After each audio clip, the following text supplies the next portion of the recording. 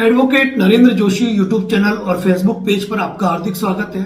साथियों, सहारा CRC portal के मुद्दे पर आज की तारीख में हमें कई निवेशक साथियों के फोन आ रहे हैं।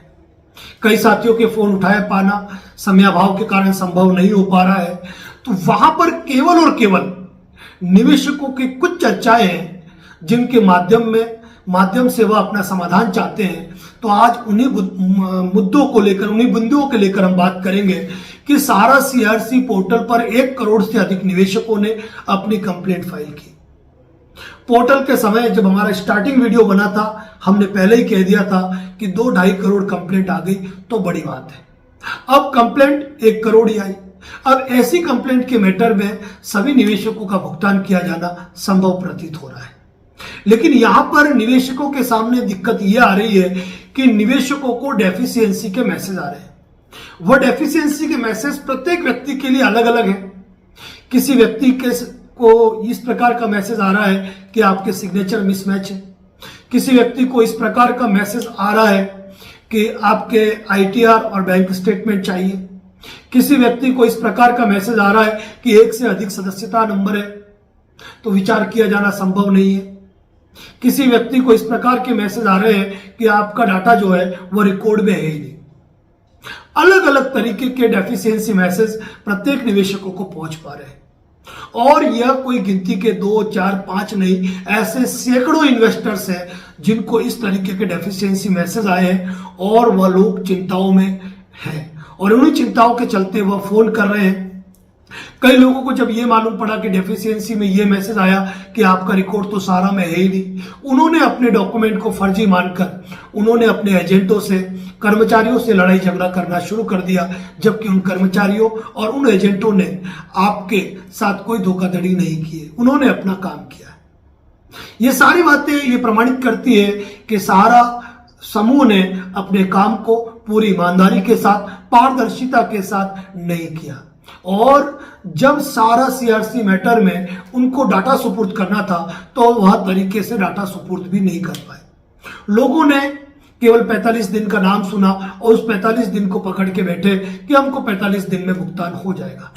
लेकिन जब डेफिशिएंसी के मैसेज आने लगे तो लोग बहुत ज्यादा चिंताओं में डूब गए। लेकिन मैं अपने इस यूट्यूब चैनल, फेसबुक पेज के माध्यम से आपको यह बात क्लियर करना चाहता हूं कि ये डेफिशिएंसी के मैसेज जो है वह किसी 1, 2, 5, 10 या 50 लोगों को नहीं आए, लाखों लोगों को इस प्रकार के मैसेज गए और ये मैसेज पूरी तरीके से सीआरसी के सामने इस बात को क्लियर कर रहा है कि सहारा ने अपना काम ईमानदारी से नहीं किया।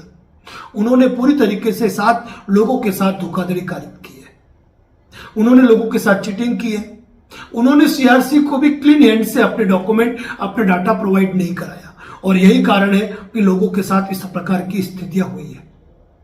जहां तक सिग्नेचर मिसमैच का इशू है, यह कोई बड़ा इशू नहीं है क्योंकि किसी भी व्यक्ति ने जो अप्लाई किया है वो अपने आधार कार्ड से किया है, डिजिटल केवाईसी के आधार पे किया है, अपने मोबाइल नंबर से ओटीपी के माध्यम से किया है और पेमेंट जो है उस व्यक्ति के बैंक अकाउंट में जा रहा है, तो यह कोई बड़ा इशू नहीं है। नाम मिसमैच कोई बड़ा इशू नहीं है। 1 से अधिक सदस्यता नंबर, जब सहकारिता में यह सिद्धांत है कि एक व्यक्ति को 1 से अधिक मेंबरशिप नंबर इशू नहीं किए जाते हैं, तो ऐसी स्थिति में यह मेंटेन करना था सहारा को। यह सहारा की गलती है, सहारा समूह की गलती है, जिसके लिए निवेशकों को दंडित नहीं किया जा सकता है।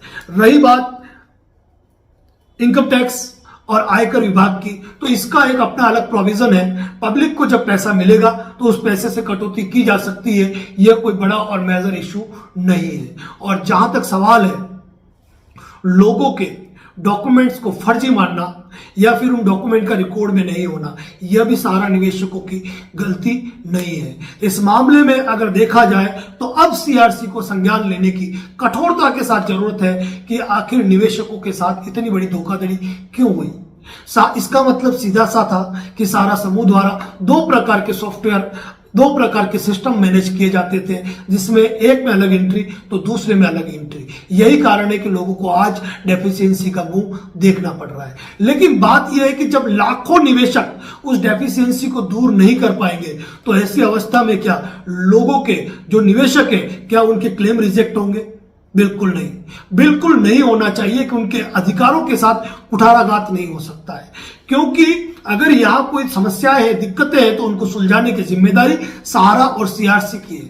लोगों ने ई-केवाईसी के जरिए पोर्टल के माध्यम से अपने मोबाइल नंबर, आधार नंबर के ओटीपी के माध्यम से अपने क्लेम सबमिट किए हैं। ऐसी अवस्था के अंदर मात्र जब 1 करोड़ के आसपास के ही क्लेम सबमिट हुए हैं, तो जितना 24,000 करोड़ की राशि, उसका ब्याज और कुछ राशि सारा से रिकवर करके संपूर्ण निवेशकों को भुगतान कराए जाने की प्रक्रिया हो सकती है। तो जिसमें निवेशकों को कतई चिंतित होने की आवश्यकता नहीं है। यदि सुधार करना उनके बस में नहीं है, तो ऐसी अवस्था में उनको चिंता करने की आवश्यकता इसलिए नहीं है क्योंकि ये 2, 4, 5, 50 या 100 लोग नहीं है जो इस चीज को कर पाएंगे। ये लाखों निवेशकों का मामला है और उस डेफिशिएंसी को दूर कर पाना सहारा निवेशकों के लिए संभव ही नहीं है। आप सहारा ग्रीवेंस पे शिकायत दर्ज करा सकते हो, फोन नहीं लगता है, आप बार बार पोर्टल पे जो हेल्पलाइन नंबर है आप उसकी घंटियां गनगना सकते हो। लेकिन एक निश्चित समय के बाद सहारा सीआरसी पोर्टल के मैटर में सीआरसी को अपनी एक ब्रीफ रिपोर्ट पेश करनी होगी सुप्रीम कोर्ट के अंदर कि सुप्रीम कोर्ट के गाइडलाइन के अकॉर्डिंग आखिर उन्होंने क्या किया, क्या कितने लोगों ने क्लेम किए, कितनी राशि के क्लेम किए, कितने लोगों को राशि का भुगतान किया गया और कितने लोगों को नहीं किया गया, नहीं किए जाने के पीछे कारण क्या है, और वो जो सारे कारण निकल के आ रहे हैं उसमें पूरी तरीके से जिम्मेदार सहारा है। अब सीआरसी की जिम्मेदारी है कि इस मैटर को सहारा से इनकी डिटेल ले और इस मामले में डेफिशिएंसी को दूर करे। और ये यकीन मानिए कुछ समय इंतजार कीजिए, क्योंकि ये डेफिशिएंसी दूर करना निवेशकों के लिए संभव ही नहीं है और ये डेफिशिएंसी दूर करने की पूरी जिम्मेदारी जो है वह सहारा और सीआरसी की रहेगी। निवेशकों के साथ इस मैटर में किसी प्रकार का छल नहीं किया जा सकता है। रही बात इसमें एडवाइजर्स की, कर्मचारियों की, तो इसमें उनकी कोई भूमिका नहीं है कि वह कुछ कर पाए। लेकिन बात यह है कि अपनी बात को आप सोशल मीडिया के माध्यम से एक बड़े मुद्दे पे उठाते हैं। आज की तारीख में सोशल मीडिया एक बड़ा दौर है।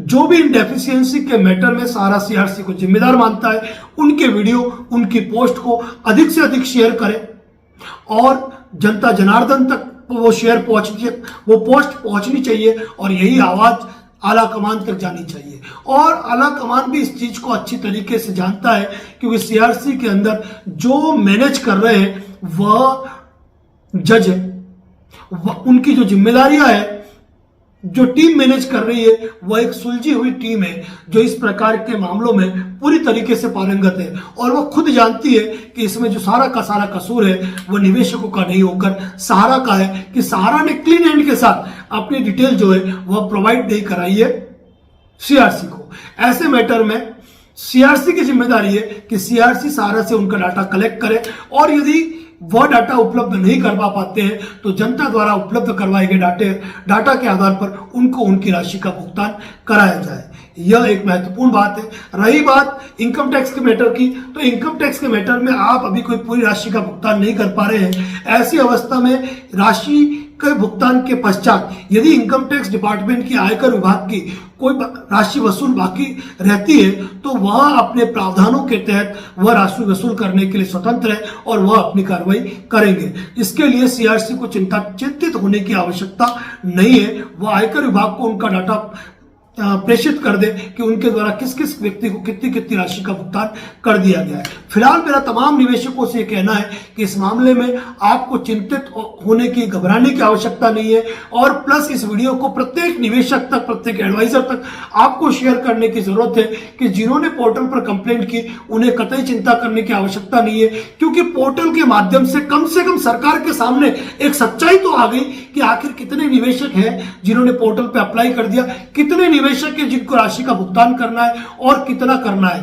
ताकि सरकार कल के बाद यदि कोई फंड शेष रहता है तो उस फंड को रिकवर करके निवेशकों को उनका भुगतान करवा पाए। पोर्टल का एक जो मेन एम था वह पूरा हुआ कि कितने निवेशकों ने क्लेम किया, कितनी राशि के क्लेम किए और यदि डेफिशिएंसी आई है तो उसको दूर किया जाएगा, उनके द्वारा किया जाएगा, जिसके लिए आपको चिंता करने की आवश्यकता नहीं है, क्योंकि आपका डाटा कम से कम इस बहाने ही सही आपका डाटा सरकार के पास पहुंच चुका है कि कितने निवेशकों को और कितनी राशि लौटानी है और कितनी राशि है और कितनी राशि और लानी है। तो इसमें आप निश्चिंत रहे। डेफिशिएंसी के मैटर में हमारा मानना है कि बहुत जल्द आपकी इन समस्याओं का समाधान हो जाएगा। धन्यवाद। जय हिंद, जय भारत, जय मेवाड़।